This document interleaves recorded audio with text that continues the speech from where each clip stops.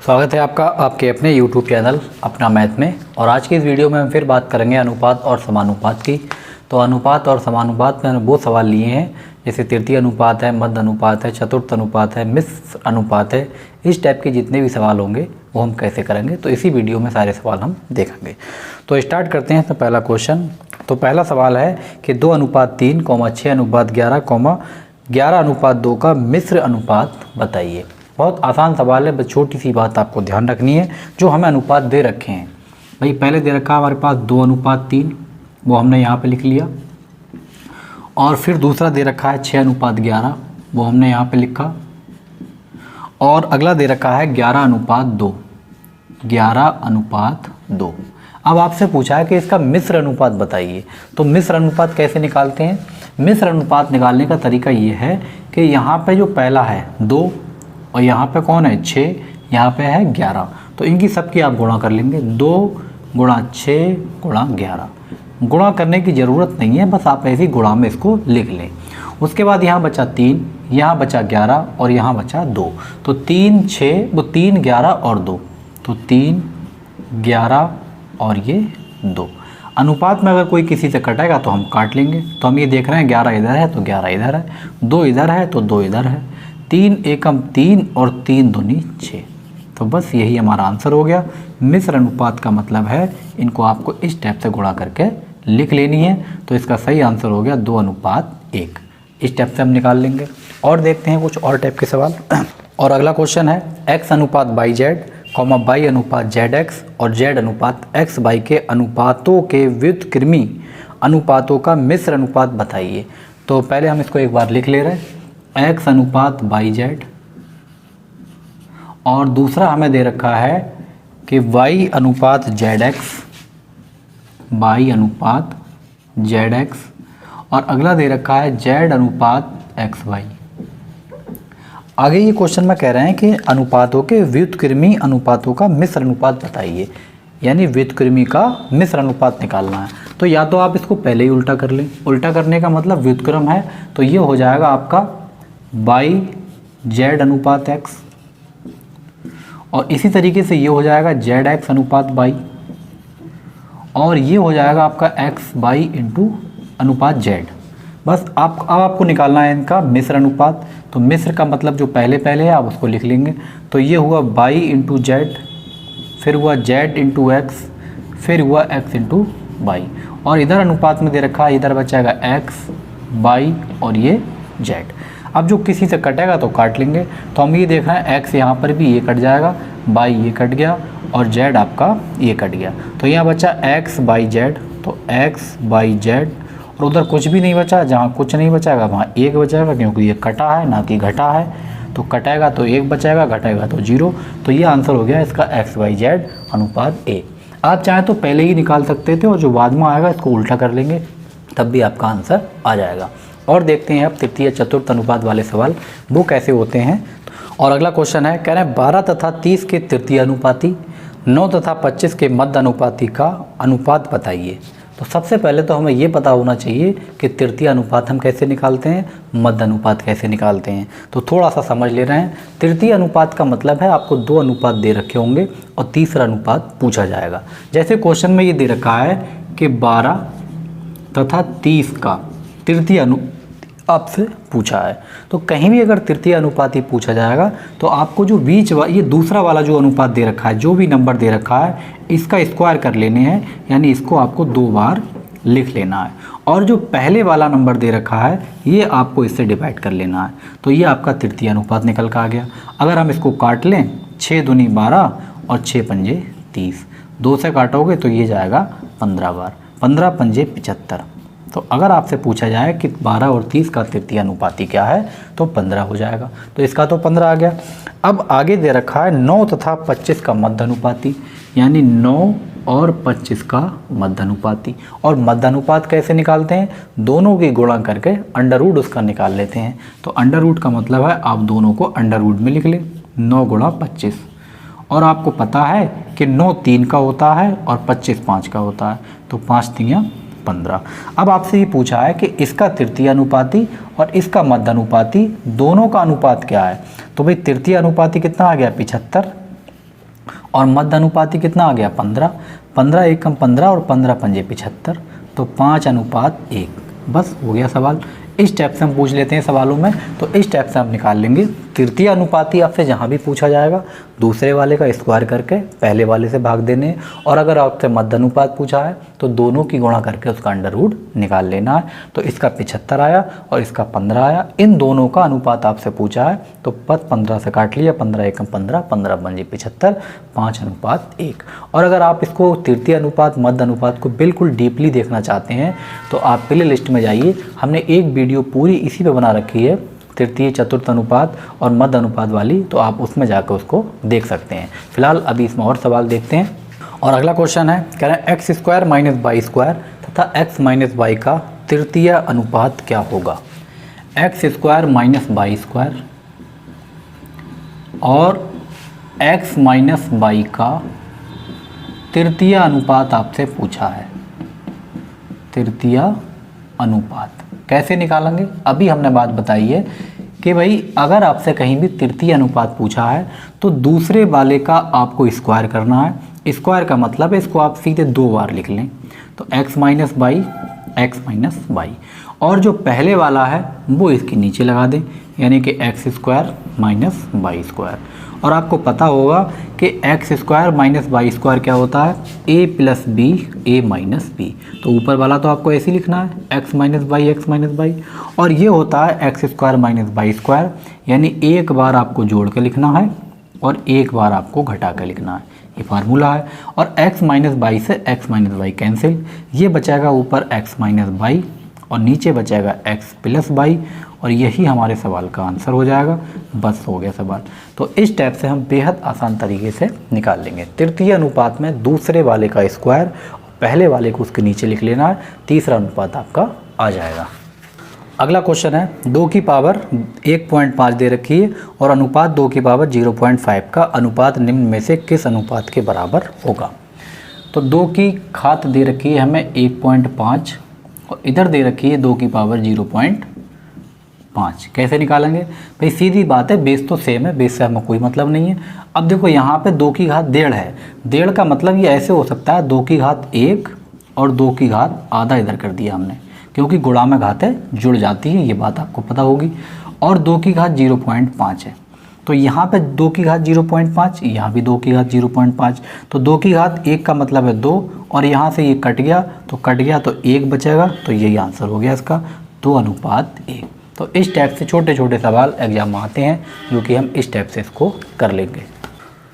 और अगला क्वेश्चन है, कह रहे हैं अनुपात 4 की घात 3.5 अनुपात 2 की घात 5 उतना ही है जितना कि इन अनुपातों में से आपको बताना है। तो 4 की घात 3.5, 4 की घात दे रखी है 3.5 और अनुपात में हमें दे रखा है 2 की घात 5। पहले हम बेस देखेंगे, यहाँ 4 है यहाँ 2 है, तो हम 4 को कन्वर्ट कर लेंगे 2 की पावर 2, और इस पूरे की पावर हमें फिर दे रखी है 3.5, वो हमने ऐसे करके लिख लिया, और इधर 2 की घात 5 तो है ही। अब ये देखो 3.5 है, इसकी गुणा करेंगे यानी 3.5 और गुणा 2, तो ये हो जाएगा 2 की पावर 7। तो ये 2 की पावर 7 हुआ और इधर बना 2 की पावर 5, तो 7 5 है, तो आप ऐसे लिख सकते हो 2 की घात 2 गुणा 2 की घात 5। भाई आप गुणा में घात जुड़ जाती है तो हमने इसको अलग लिख लिया, तो 2 की घात 5 से 2 की घात 5, और 2 की घात 2 होता है 4, यहाँ कुछ नहीं बचेगा तो बचेगा 1, तो 4:1, यही सवाल का सही आंसर हो गया। तो इस टाइप के जो घातों वाले छोटे छोटे सवाल हैं हम इस टाइप से इनको कर लेंगे। अगर 3 व्यक्ति स्थान A से B के लिए पैदल चलते हैं और उनकी चाल 4:3:5 के अनुपात में है, उनके द्वारा B पर पहुंचने के लिए जहाँ लगने वाले समय का अनुपात बताइए। स्थान A से स्थान B की तरफ जाना है इनकी चालों का अनुपात हमें दे रखा है 4:3:5 है। तो समय आपसे पूछा है कि समय का अनुपात क्या होगा। तो सबसे पहले तो हमें ये पता होना चाहिए कि चाल और समय और दूरी में क्या संबंध होता है। तो आपको पता है कि चाल बराबर दूरी बटे समय होती है। तो हमसे पूछा है समय का अनुपात, तो जो समय का अनुपात है भाई चाल बराबर दूरी बटे समय, तो समय बराबर क्या हो जाएगा दूरी बटे चाल। समय बराबर हो गया दूरी बटे चाल, ये बात आपको पता होगी। समय बराबर दूरी बटे चाल। अब हमसे समय का अनुपात पूछा है, तो जब समय का अनुपात आपसे पूछा है तो हमें दूरी A से B जाना है, तो दूरी जो भी होगी सेम होगी सबके लिए, चाहे तो वो 1 किलोमीटर हो, 2 किलोमीटर हो, 1 मीटर हो, हमें उससे कोई लेना देना नहीं है, क्योंकि दूरी सबकी एक ही दूरी है ए से बी तक। तो हम कोई भी एक दूरी मान लेंगे। मान लो हमने दूरी ए के लिए 1 किलोमीटर थी और ए की चाल कितनी है 4, वो हमने लिख ली। अगले है बी, तो बी भी 1 किलोमीटर ही जाएगा, लेकिन जो बी की चाल दे रखी है वो दे रखी है 3। और सी भी वही दूरी चल रहा है, यानी 1 किलोमीटर, लेकिन इसकी चाल कितनी है 5। समय बराबर दूरी बटे चाल। दूरी सेम है तो आप 1 मान लें, 10 मान लें, 50 मान लें, जो मर्जी मान लें, क्योंकि अगर कुछ भी मानेंगे ऊपर जाकर कट जाएगा। और आपको पता है अनुपात इस तरीके से अगर कहीं भी लिखा होगा तो आप इसको सही करेंगे। सही कैसे करेंगे? 5, 3, 4 इनका जो भी एलसीएम आएगा उस एलसीएम के ऊपर गुणा कर लेंगे। तो 5 की, 3 की और 4 की जो एलसीएम आएगा वो आ जाएगा 60, और नहीं तो आप डायरेक्ट इनकी गुणा कर लें, 5 3 या 15 और 15 चौका 60। सबसे गुणा करेंगे 60 में, तो 1 गुणा 60 और नीचे 4। उसके बाद यहाँ करेंगे 1 गुणा 60 और नीचे 3। आप डायरेक्ट लिख सकते हैं इसको 1 गुणा 60 और नीचे 5।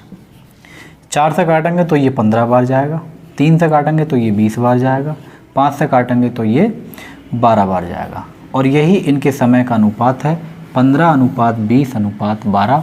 तो यही आपका सही आंसर हो गया। तो इस टाइप के सवाल कहीं भी अगर आपकी दूरी सेम दे रखी है तो जो भी चीज़ सेम दे रखी है आप उसको 1 मान लें, ज़्यादा आसानी रहेगी। और फार्मूला आपको पता होना है कि समय, दूरी और चाल में क्या रिलेशन है। तो समय बराबर दूरी बटे चाल, बस लगा दिया इसके अंदर और आपका आंसर आ गया। और अगला क्वेश्चन है, कह रहा है यदि x का 15% y के 10% का 3 गुना है तो x y किसके बराबर होगा? x का 15%, x का 15% ये हमने लिख लिया। आगे कह रहे हैं y का 10% का 3 गुना है, यानी y का 10% का 3 गुना है, 3 गुना है वो लिख लिया। बराबर है तो बीच में बराबर लगा लिया। 100 से 100 काट लेंगे, 5 दूनी 10 और 5 3 15, 3 से 3 कैंसिल। यहाँ बचाएगा x गुणा 1 और इधर बचाएगा y गुणा 2। और आपको पता होगा कि x के सामने x की वैल्यू और y के सामने y की वैल्यू। हमसे पूछा है x अनुपात y, तो x के सामने है 2 तो y के सामने है 1, और यही आपका सही आंसर हो गया 2:1।